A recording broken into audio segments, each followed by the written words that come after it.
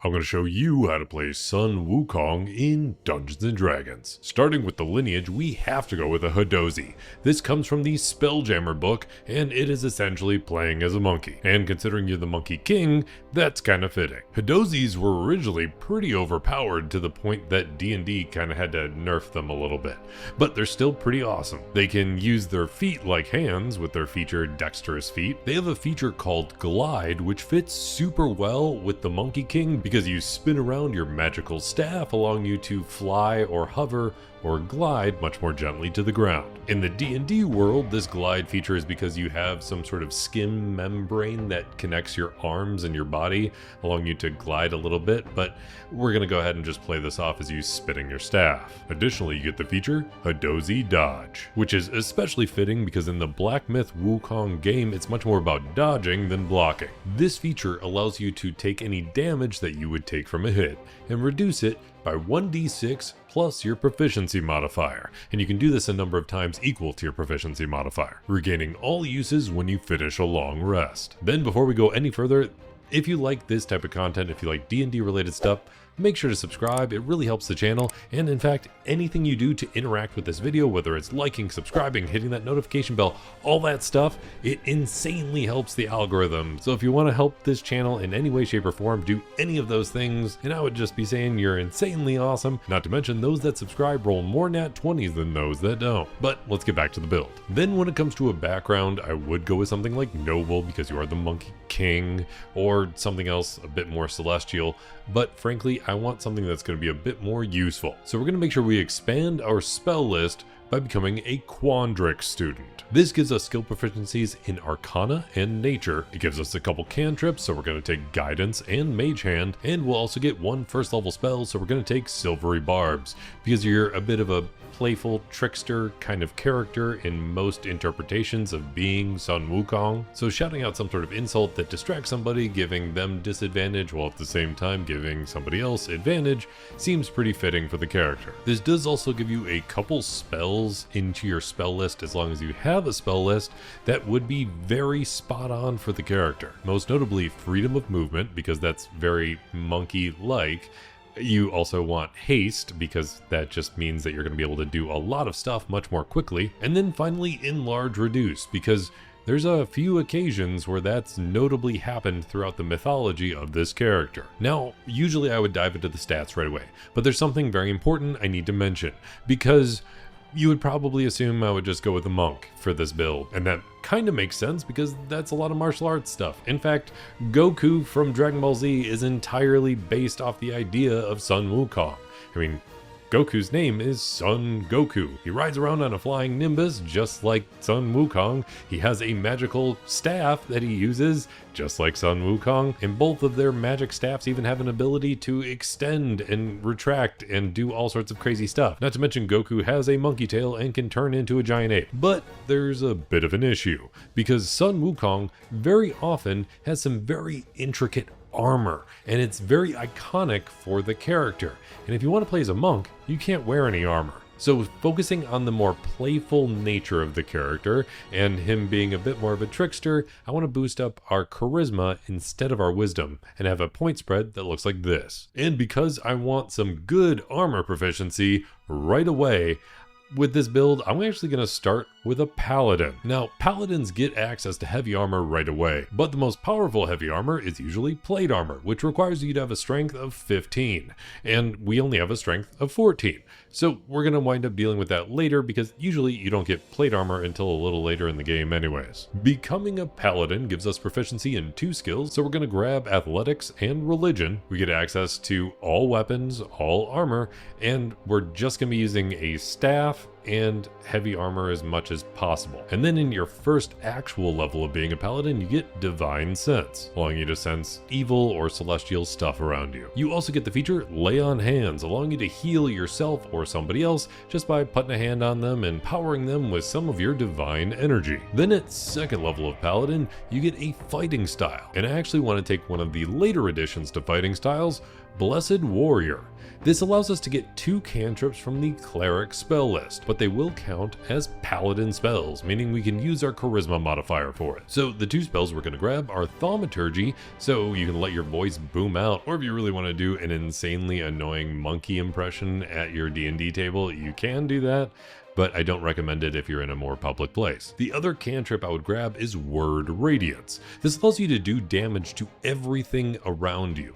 I think of this as more spinning around your quarterstaff in a much more insane way that can damage everybody in the nearest vicinity. Also at second level of Paladin, you get Divine Smite. So you can expend a spell slot, which you now have access to as a Paladin, and deal some additional radiant damage when you hit somebody with a melee attack. That extra damage is 2d8 for a first level spell slot, and an additional 1d8 for every spell slot that you use that's higher than that first level. It maxes out at 5d8, but you do get an additional 1d8 if it happens to be against an undead or fiend type creature, and that maximum then increases to 6d8. You also get a little bit of spell casting at this point of being a paladin, and the great thing about being a paladin is that you can swap out your spells anytime you take a long rest, and you can basically choose any paladin spells that you have access to. So there's a few basics I'd grab and throw up on the character sheet up on Patreon. I would definitely grab pretty much every smite you can get your hands on, because that's just plenty more damage that if you want it, you can use it. But there's one I would make sure to grab, which is Protection from Evil and Good, because when you cast this, it makes it so you have a much higher defense against Fae, Fiends, Undead, Celestials, basically everything that Wukong would come up against much more often than anything else, forcing them to do all of their attacks at disadvantage, while at the same time protecting your mind from some random spells or abilities they may inflict on you. Then at third level of Paladin, you get Divine Health, making you completely immune to disease as the celestial god type creature that you are. Also at third level, you get a Sacred Oath, and this is your Paladin subclass, and considering most of the time Sun Wukong is depicted as a bit more of a showboat, I'm going to choose the Oath of Glory. This gives you some additional oath spells, and it gives you a couple options to spend your Channel Divinity. You can use it for Peerless Athlete, allowing you to increase your jump height or distance by 10 feet, while also giving you advantage on any athletics or acrobatics checks. Or you can use it for Inspiring Smite, which you probably wind up using a bit more often. So when you deal damage to a creature with your Divine Smite feature, you can activate this Channel Divinity as your bonus action. And when you do so, you can distribute a number of temporary hit points to any allies within 30 feet of you, or just yourself. And considering Sun Wukong is a bit more of a solo kind of guy, I think he's probably just going to spend those temp HP on himself. The temp HP equals 2d8 plus your level in Paladin, which if you're just going solo, it's actually a lot more useful because you have to distribute the total amount of points amongst whoever's getting them. But if you take them all for yourself, it's a pretty solid shield of health. Then at fourth level of Paladin, you get an ability score improvement. So let's go ahead and boost up your Charisma by 2 points. Then at fifth level of Paladin, you get extra attack, which means you can attack twice as your action, but you're not attacking quite as hard as you should be because you're using your strength, and that's only a 14. Don't worry, we're going to address that later and have a better way to organize this so it kicks in a little earlier. At 6th level of Paladin, you get Aura of Protection. So you and any ally within 10 feet of you gets a boost to their saving throws equal to your Charisma modifier. At 7th level of Paladin, thanks to being part of the Oath of Glory, you get a boost to your movement speed by 10 feet. And that boost actually also applies to any ally that starts their turn within 5 feet of you. Then at 8th level of Paladin, you get another ability score improvement. So let's go ahead and boost up our Charisma modifier again, maxing it out. Now, we have a ton of Charisma, but we can't use it for too much because most of our things are focused in melee attacks, and we're not hitting that hard with only 14 strength. So it's time for a multi-class, and we're going to be multi-classing into Warlock. Multi-classing into Warlock allows us to get a Warlock subclass right away, and we're going to choose a Hexblade, of course, and as soon as you become a Hexblade, you get the feature Hex Warrior. So you can choose a special weapon. In this case, it's going to be your staff, because everything revolves around your staff, and you can use your Charisma modifier instead of your strength or dexterity for all of your attacks and damage with that weapon. Now, it would have been way more helpful to do this a bit earlier. So if you're trying to play this character, I would highly recommend take your first level in Paladin for all of the proficiencies that we want, Then your second level, take him Warlock, just to make sure you get the ability to attack with your Charisma modifier, then jump back over to Paladin for the rest of those levels we already mentioned, and then jump back over to Warlock again for a bit more levels, because that's where we're going to continue. But first, the other thing you get from being a Hexblade is Hexblade's Curse. So you can apply a curse to a target, and then anytime you hit them with an attack, you deal additional damage equal to your proficiency modifier. On top of that, you can score a crit on a 19 or a 20 against this target, and when you defeat them, you regain some health equal to your Charisma modifier. Our Charisma is doing tons and tons of work at this point, and it's super helpful that it's already maxed out. Also, at first level Warlock, you do get some spell casting. We'll grab Booming Blade to smack really hard with that quarterstaff as far as a cantrip, as well as Minor Illusion for your more trickster kind of tendencies. Grab Shield from the Hexblade expanded Warlock list, allowing you to add +5 to your armor class as a reaction, and then we'll save most of the other spells for a little later when we get some stronger spell casting. At second level of Warlock, you get some Eldritch Invocations. The only one I'm going to grab right now is Beguiling Influence. This gives us proficiency in Deception and Persuasion, which does fit very much with the character and our very high Charisma. We get one more invocation here, but I'm going to save that for one level because otherwise I'm just going to be swapping it out anyways. Because at third level of Warlock, you get a Pact boon, and we're going to take Pact of the Blade. So now you can take a weapon, make a pact with it, and it becomes this thing that you can't really lose. You can summon it back to you, it becomes magical, and we can add another invocation to it. And the invocation we're going to choose is Improved Pact Weapon, allowing us to add a +1 to our quarterstaff, which means we're really increasing the damage quite a bit with this thing. We can attack twice with it. Each time, if we have our Hexblade's Curse active, we get to add our proficiency bonus to the damage. We get another +1 from Improved Pact Weapon, and you want to save your Divine Smites for when you crit, because then you can roll twice as many dice. And don't forget, you're going to crit a little easier thanks to Hexblade's Curse again. Also at this level, your Warlock spellcasting upgrades to second level, because all Warlock spellcasting is always at the strongest level available.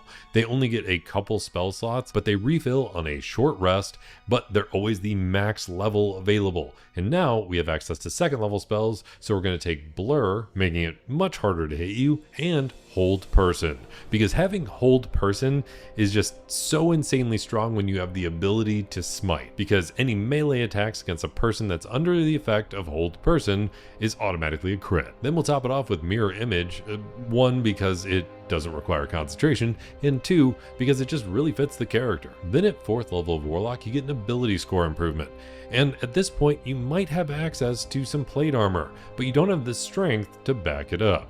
So we're going to go ahead and fix that by taking the feat Crusher.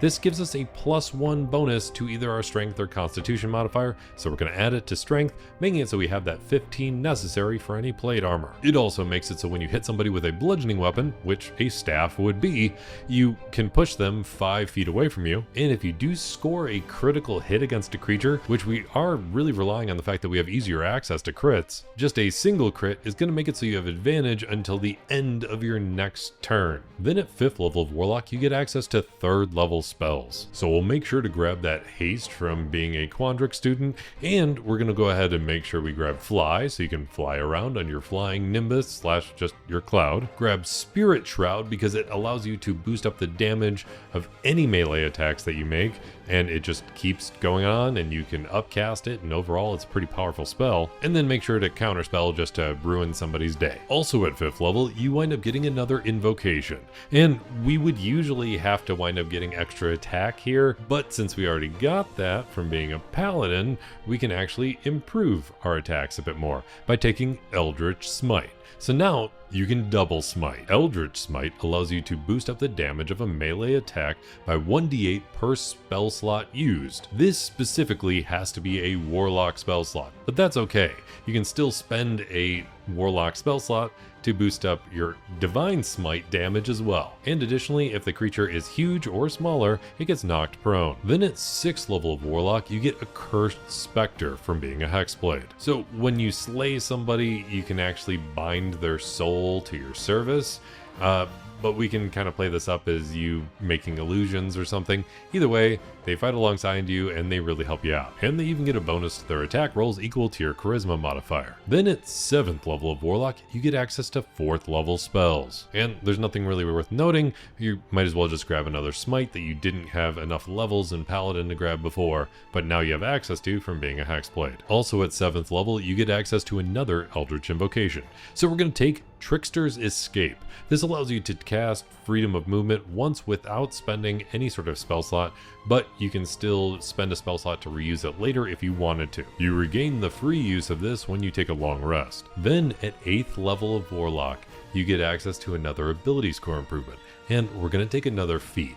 And this is where we get to really get tricky and boost things up considerably, because we're going to take the feat Polearm Master. So if you wind up attacking with anything that would be more of a polearm, which usually applies to like halberds and really long weapons, but it does also apply to quarterstaffs, any creature that just enters your range of attacking automatically can provoke an opportunity attack, meaning you have one more chance to hit somebody just as your reaction. And considering Sun Wukong would be hopping around the battlefield very often, making it so people would have to chase after you, that means the second they get within range, you can smack them again. But even more notably than that, as a bonus action, you can also attack with your quarterstaff. This would be attacking with the other end of your quarterstaff, but the damage die for this is only a D4.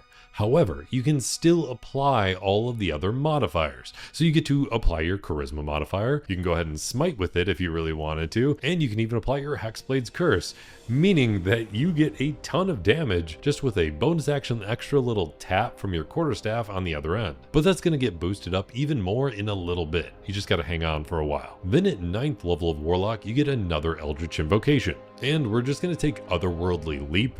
You're a monkey, you need to be able to hop around pretty consistently, and jumping pretty excessively just kind of makes sense. Otherworldly Leap allows you to cast the jump spell on yourself at will without expending any spell slots. Also at this level, your Warlock spell slots upgrade to 5th level. Now there's probably something I'll save for the character sheet on Patreon, but I do want to grab Far Step. Far Step is just far too powerful of a spell to ignore, because this is essentially casting Misty Step, allowing you to teleport as a bonus action, but you can concentrate on it and keep using it every single turn, really allowing you to teleport around the battlefield and just be insanely annoying to try and fight.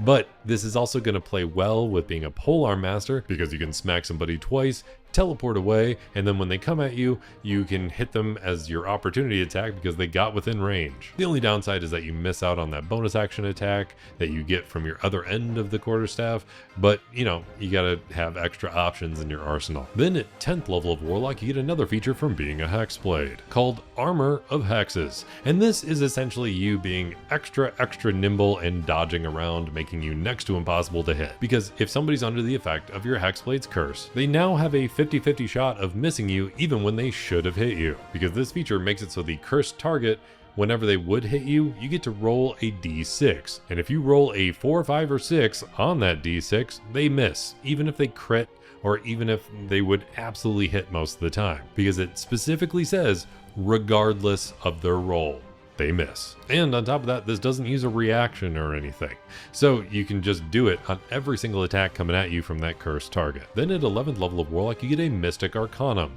and this is a special spell you can only cast once per day and isn't tied to your Warlock spell slots. And unfortunately, there's not a whole lot that I feel like fits very well for the character in this level of spell casting, because it would allow you to cast a 6th level spell. So trying to stay true to the character, despite the fact that there might be better damaging spells, might be hindering us a little bit, but I gotta stay true to character. So we're gonna take Investiture of Wind. This can be pretty beneficial though, as long as you use it right. So you're whipping around your quarterstaff so much, it's creating gusts of wind constantly. So any ranged attacks against you are automatically going to be at disadvantage. You gain a flying speed of 60 feet as you fly around on your cloud, and you can create essentially a mini tornado, forcing a 15-foot cube to just create swirling, powerful wind that creatures have to make a Constitution saving throw against. And they take 2d8 bludgeoning damage on a failed save, or half as much on a success. And if they fail, they're pushed 10 feet away from the center of the cube.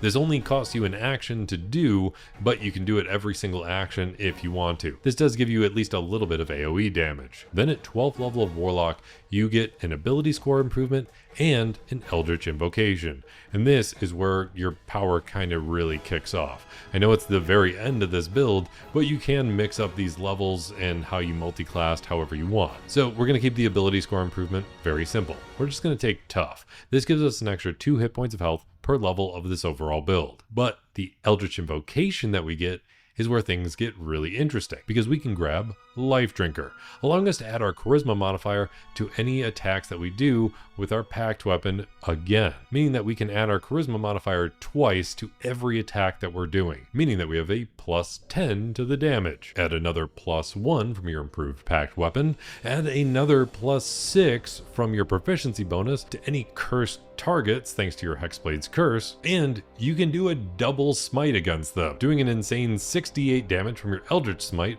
and another 5d8 damage from your Divine Smite, not to mention the basic quarterstaff damage. And while you might not be able to apply the smites every single time, you can still do the attacking twice as your action, and then you get all of the bonuses added to your bonus action as well, because it's still with the same weapon. Even if the initial dice is a bit smaller, but you still get the plus 10 from your charisma added twice, and you get the plus 1 from the improved packed weapon, and you get the curse damage. Overall, it's just a massive amount of damage to just add to a little backhanded bonus action attack. I highly recommend playing around with where you wind up taking your levels with this build, but overall, I'm really happy with the result. It does tons of damage, it's super playful in the way that it fights and the way that you can play this character with such high charisma, and it really feels like it fits Sun Wukong, the Monkey King. Let me know what you think about this build in the comments down below, whether you think this build might fit more with the Black Myth Wukong video game, or maybe other interpretations of Wukong in other pieces of media, because he's appeared quite a lot. But I would love to know your thoughts. And if you want access to the character sheet for this build or any of my other builds, feel free to check out my Patreon, linked in the description down below, where you can get access to the character sheets for all of my builds, and you can be just as awesome as some of these people scrolling on by. Or the especially awesome player character patrons: Rave Lord, Nicole Biliak, Alone, The Holy 999s, Christopher Sams, Dark of Skies, Barrow Skrull, Zach, Felix Ulick, The 10586, Kevin Shirley, Zephyros, That Funny Man 57, Joshua Maynard, CGC 2014, Panda Milkshake, Ted Z, Andrew Nobles, Carcat Kitsune, Decker Joint, Z13, Viral Nerevar, Daniel Gavin, The Dino 21, and Salvador. Then there's the Dungeon Master level patrons I play D&D with: T Brownie, Julia B. De Oliveira, Just Wolf, Shane Gilroy, Daniel Saffler, Comment ZX, and Game Steak. And if you made it all the way to the end of this video, let me know by hitting that like button, especially if you want to play as Sun Wukong, the Monkey King, in Dungeons & Dragons.